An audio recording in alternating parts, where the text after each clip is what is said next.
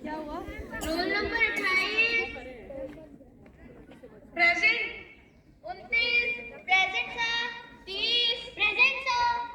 मैं भीतर आ सकता हूँ सर? आओ। 2 दिन से कहाँ गायब थे? सर परसों माँ ने मेरे कपड़े धोकर डाले थे, इसलिए मैं घर से नहीं निकल सका। क्या तुम कपड़े धोने में अपनी माँ की सहायता कर रहे थे? नहीं सर, वास्तव में मेरे पास कपड़े का एक ही जोड़ा है, वह सूखा नहीं था, इसलिए मैं स्कूल नहीं आ सका। अच्छा, मैं समझ गया, बैठ जाओ। पर यह तो परसों की बात हुई, तुम कल स्कूल क्यों नहीं आए थे? कल तो मैं स्कूल के लिए घर से निकला था सर। तो फिर स्कूल क्यों नहीं पहुंचे?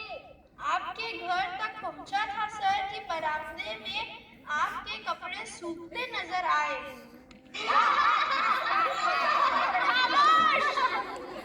इसमें हंसने की क्या बात है?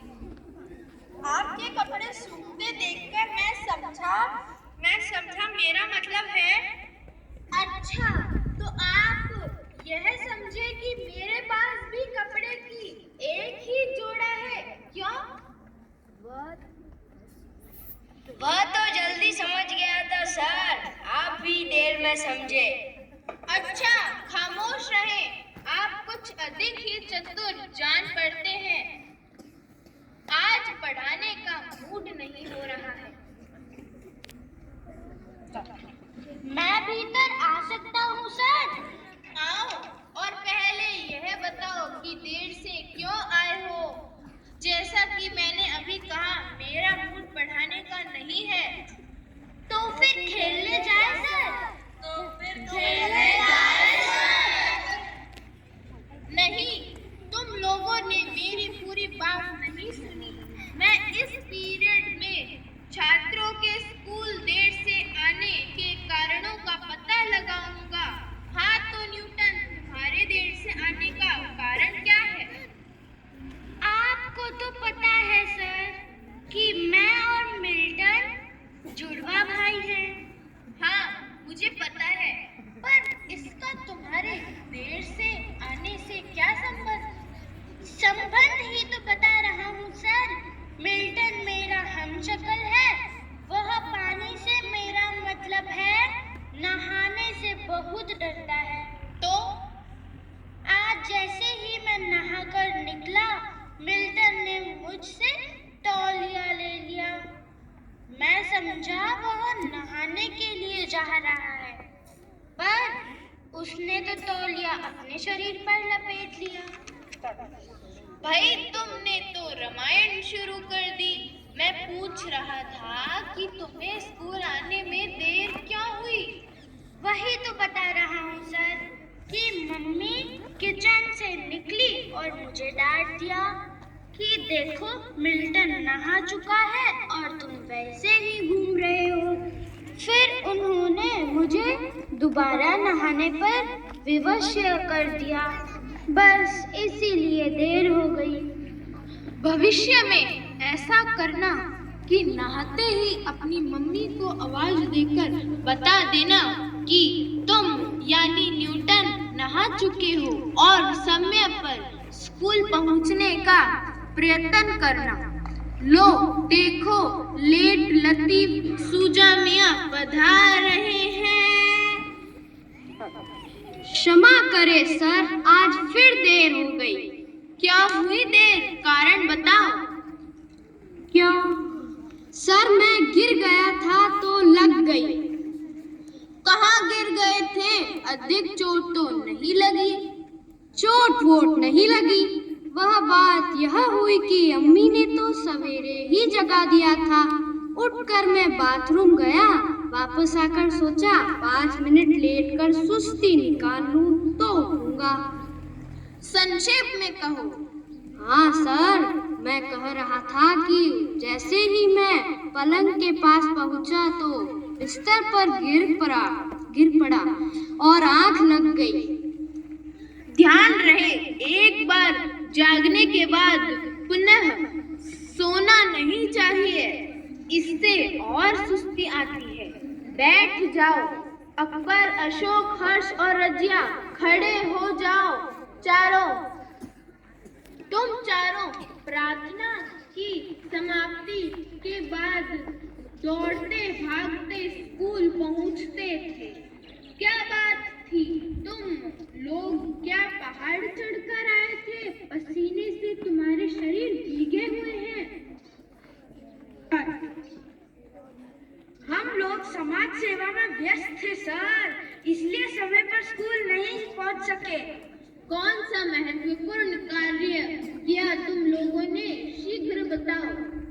हमें नैतिक शिक्षा के अंतर्गत पढ़ाया गया है कि निर्बलों, दुखियों, लाचारों की सहायता करनी चाहिए।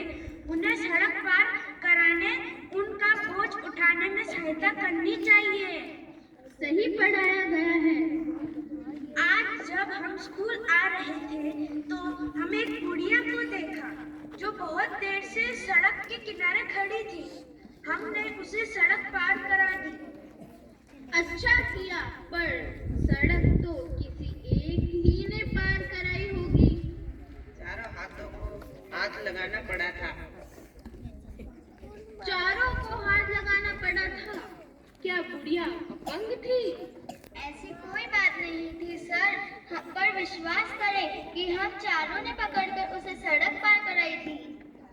बुढ़िया लाचार नहीं थी, फिर भी 4 बच्चे मिलकर उसे सड़क पार कराते हैं।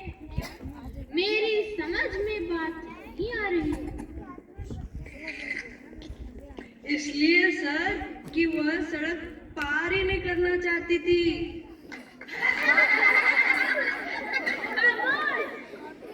अरे मूर्खों, समाज सेवा का कदापि यह अर्थ नहीं कि किसी पर बल प्रदर्शन किया जाए। भविष्य में सदैव यह बात याद रखना कि जैसे आवश्यकता हो उसे ही सहायता दी जाए। मैं आ सकता हूँ सर। तुम अब तक कहाँ थी? यह कौन सा समय है स्कूल आने का? सर मैं पहले बैठ जाऊं? मैं 1 घंटे से चल रही हूँ, बुरी तरह थक गई हूँ। कहाँ चल रही थी? सड़क पर। और कहाँ चलती? प्रतिदिन मैं कार से स्कूल आती हूँ। आज हमारी कार खराब हो गई, रिक्शा भी नहीं मिली तो मुझे पैदल ही चलना पड़ा। तो क्या तुम्हें पैदल चलने की आदत नहीं है? आदत तो है सर, पर सड़क पर जगह जगह बोर्ड लगे हुए थे, आहिस्ता चले, आगे स्कूल है, इसलिए मैं अधिक तेज नहीं चल सकी। भाई देवा, तुमने तो कमाल कर दिया। अरे वह बोर्ड तो ट्रकों, मोटरों और कारों के लिए है। गति कम रखने के निर्देश इसलिए दिए गए हैं कि एक्सीडेंट ना हो। अच्छा सर।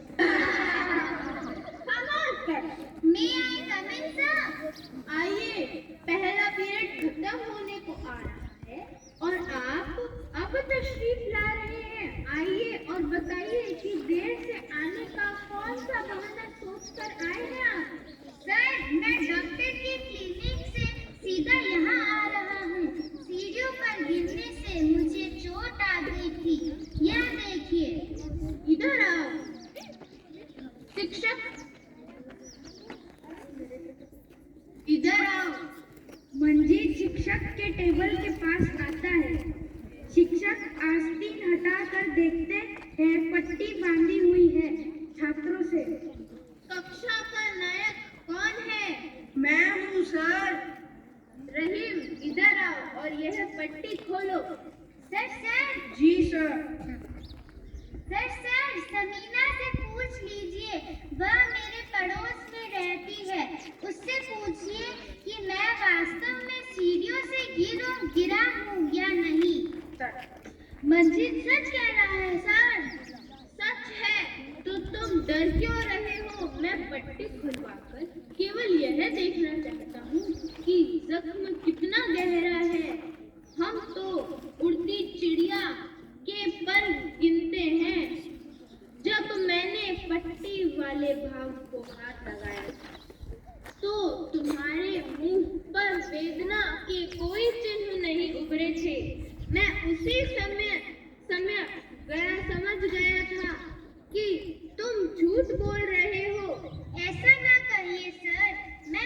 नहीं बोल रहा हूँ।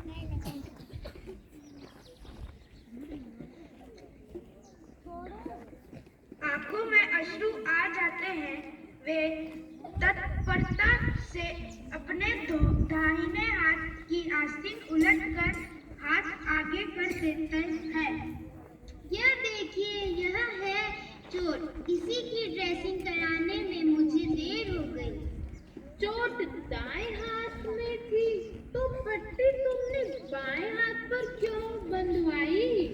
आप हमारी कक्षा के बच्चों को नहीं जानते सर। खेलते समय वे जानबूझकर उस स्थान पर मारते हैं जहां चोट लगी हो। इसलिए मैंने डॉक्टर साहब से कहा कि बाएं हाथ पर पट्टी बांध दीजिए। मुझे क्या पता था? शिकायती अंदाज में, सर, आप बड़े लोग भी तो ऐसा ही करते हैं, कमजोर भाग पर चोट कर देते हैं। क्या मतलब है तुम्हारा? आप उन बच्चों को डांटते और सजा देते हैं जो कमजोर है। उन बच्चों से देर से आने का कारण पूछते हैं जो कभी भी तरह से आपका विरोध नहीं कर सकते। तुम मुझ पर दोषारोपण कर रहे हो। आप नीलिमा को देर से आने पर कभी नहीं डांटते। फिरोज के बहानों को आप सच मान लेते हैं। क्या आप नहीं समझते कि क्यों? सोचते हुए, शायद तुम सही कह रहे हो। मेरी दृष्टता को क्षमा करें सर, पर मैंने जो कुछ कहा है वह हम सब छात्रों के मन की बात है। घबराओ नहीं, मैं तुम्हारी बात समझ गया हूँ। जहाँ चोट हो वही बात करो। वाली बात बच्चों के संबंध से तो उचित मानी जा सकती है, क्योंकि वह अबोध होने के कारण ऐसा करते हैं। पर बड़े लोगों को कमजोर भाग पर चोट करना शोभा नहीं देता। मैंने आज तुम लोगों से एक पाठ सीखा है बच्चों, और इसके लिए मैं तुम्हारा आभारी हूँ। मैं वादा करता हूँ कि आगे से सब बच्चों को समान दृष्टि से देखने और सब से समान व्यवहार करने का प्रयत्न करूँगा। आप बहुत अच्छे हैं सर। और तुम बच्चे मुझसे अच्छे हो, क्योंकि सच्चे हो। दिल में कोई बात नहीं रखते, सच को प्रकट कर देते हो। सच्चे का बोलबाला होता है। जीवन में सच का दामन कभी ना छोड़ना बच्चों।